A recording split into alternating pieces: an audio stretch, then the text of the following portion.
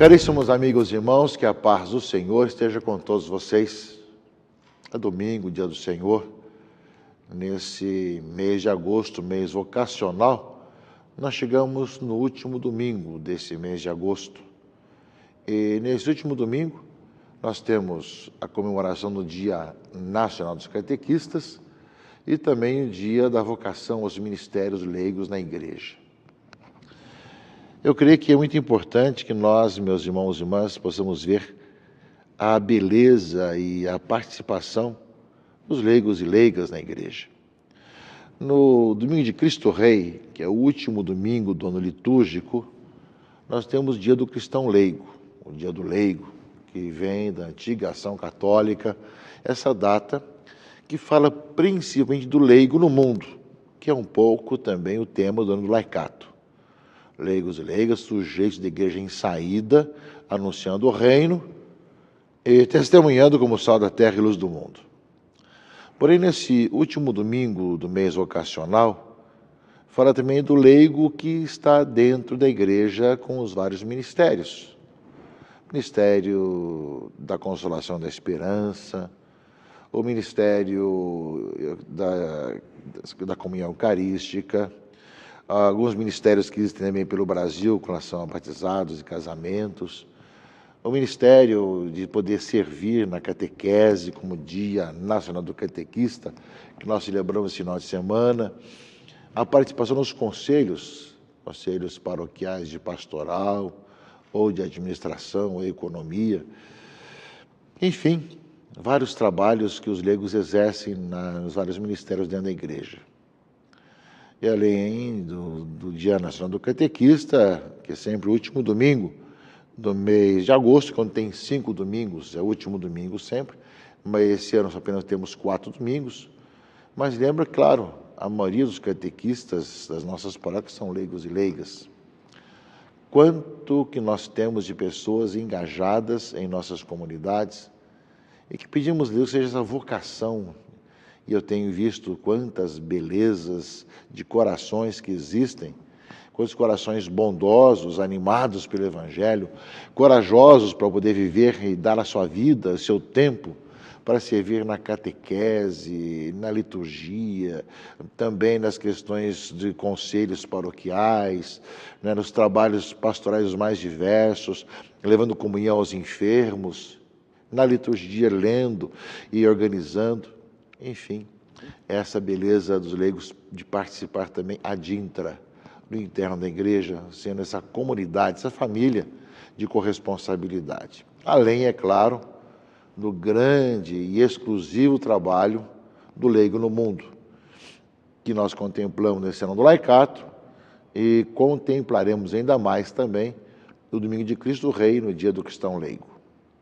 Portanto, o leigo tem essa dupla face, digamos assim, de poder ter na igreja várias funções ao interno da igreja, vários ministérios, e a sua vocação principal de ser presente no mundo como alguém que é igreja, que se encontrou com Jesus Cristo, que se sente como igreja e que onde quer que esteja, na escola, no trabalho, no lazer, no dia a dia, no transporte, nas conversas, de poder testemunhar pela vida que leva e também pelas palavras que diz quem é Jesus.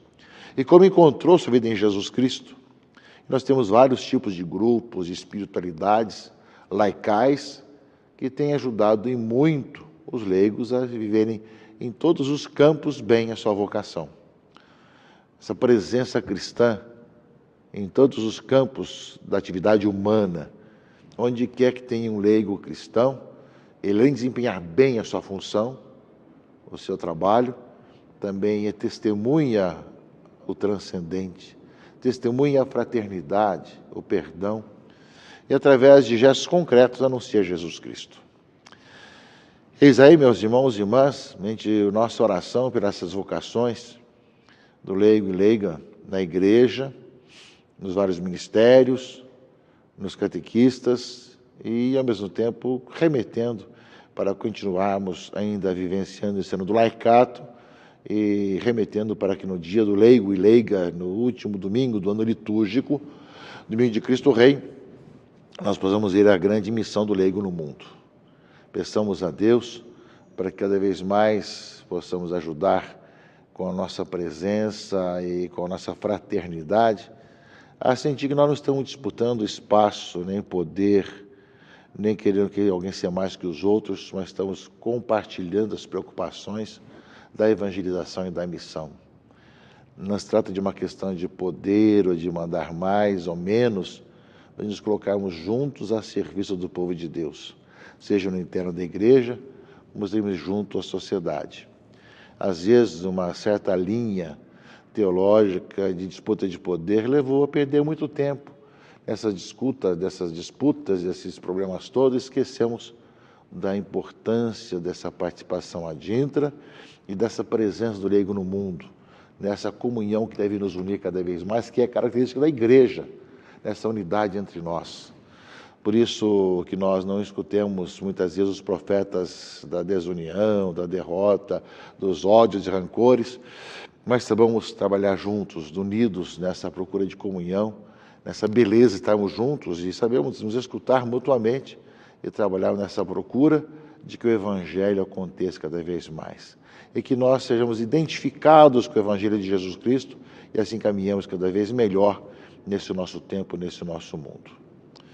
Nesse domingo, meus irmãos e irmãs, 21º domingo, tempo comum, nós vamos concluir o capítulo 6 de João. Domingo passado nós não lemos o capítulo 6 de João, porque era domingo da Assunção de Maria, mas nesse capítulo 6 conclui com uma palavra desafiadora, depois de Jesus se apresentar como pão da vida e como aquele que dá vida para todos nós, que seu corpo é comida e seu sangue é bebida, né? E nós sabemos que isso vai se concretizar com muita clareza na Eucaristia, quando ele tomar o pão, dizer, este aqui é meu corpo, quando tomar o vinho, dizer, este aqui é o cálice do meu sangue, façam isso para celebrar essa minha presença. Os discípulos que estavam com Jesus disseram assim, essa palavra é dura, quem consegue escutá-la? É muito difícil de entender isso, disseram os discípulos. E Jesus, sabendo que estavam murmurando, ele disse assim, escandaliza vocês? E quando vides o Filho do Homem subindo, para onde estava antes, falava da ascensão. O Espírito é que dá vida, a carne não adianta nada. As palavras que vos falei são Espírito e vida, mas entre vós há alguns que não creem. Jesus sabia desde o início quem eram os que não tinham fé e quem havia de entregá-lo. E acrescentou, é por isso que eu vos disse, ninguém pode vir a mim, a não ser que lhe seja concedido pelo Pai. E a partir daquele momento, muitos discípulos voltaram atrás e não andavam mais com ele. Jesus, meus irmãos e irmãs, tem palavras de vida eterna. E palavras que o homem não consegue entender no começo, que são palavras importantes e profundas. E por isso ele fala que o Pai é quem tem que chamar e a pessoa tem que saber acolher o chamado do Senhor. E realmente que ele disse, a palavra são espírito e vida. Que ele disse, são palavras importantes. Porém, as pessoas que viam apenas a questão do lado humano, logo passavam não mais a acompanhar Jesus Cristo. Achavam uma loucura falar que a sua carne era comida e o seu sangue era bebida. Que não podiam compreender isso. Aí, meus irmãos, tem a palavra importantíssima, que depois tem reflexo também na leitura primeira. Então, Jesus disse aos 12, vós também vos quereis ir embora? Vocês também querem ir embora como os outros? Escandalizados com minhas palavras? Pedro, Simão Pedro, aquele que recebeu a missão, esse primeiro Papa, tem a missão justamente de dizer o seu sim. Pedro respondeu, a quem iremos, Senhor? Tu tens palavras de vida eterna. Nós cremos firmemente e reconhecemos que Tu és o Santo de Deus. Palavras de fé de Pedro, que a igreja continua repetindo ainda hoje, com Pedro e sob Pedro. A quem iremos, Senhor? Só Tu tens palavras de vida eterna. Meus irmãos e irmãs, no decorrer da história, muitos se escandalizaram das palavras de Jesus e acabaram indo embora. E Ele nos deixa livres, se vocês também querem ir. Mas nós, com Pedro, e com Pedro hoje, que é o Papa Francisco, respondemos: não temos outro caminho, Senhor. Só Tu tens palavras de vida eterna. E nós cremos e sabemos que Tu és o Santo de Deus. É o Messias, o Salvador. Ora, meus irmãos e irmãs, na leitura primeira de Josué, temos a anfixonia, o povo de Deus que retornou, que veio do Egito, e aqueles que tinham ficado ali. José reuniu em Siquém todas as tribos de Israel, convocou os anciãos e os chefes, os juízes e os magistrados, e falou ao povo: se vos parece mal servir o Senhor, escolhei hoje a quem quereis servir.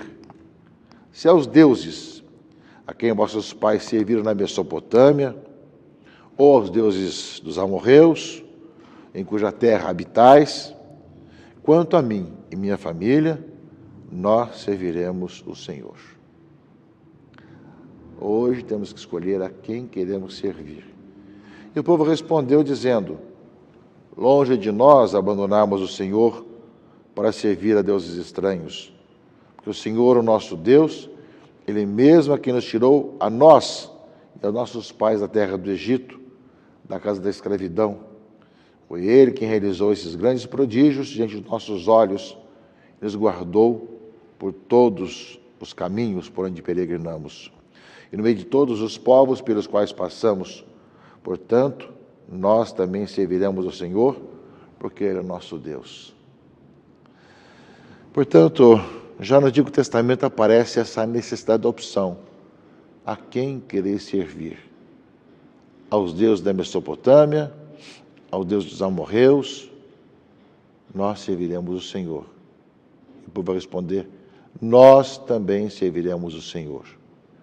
É um pouco também, meus irmãos e irmãs, que Pedro responde a Jesus quando é perguntado: também vocês querem ir embora, devido à revelação que eu sou o pão da vida e minha carne é comida e meu sangue é bebida? Pedro diz: olha, Senhor, não temos outro caminho. Tu és o caminho. Nós cremos que Tu és o Santo de Deus. Também hoje, meus irmãos e irmãs, nós somos chamados nesse mundo de hoje, nessa sociedade que questiona tudo, é afirmar também que nós queremos servir o Senhor, aceitar a revelação de Jesus, aquilo que Ele nos indicou e nos fala, e viver como o seu Evangelho.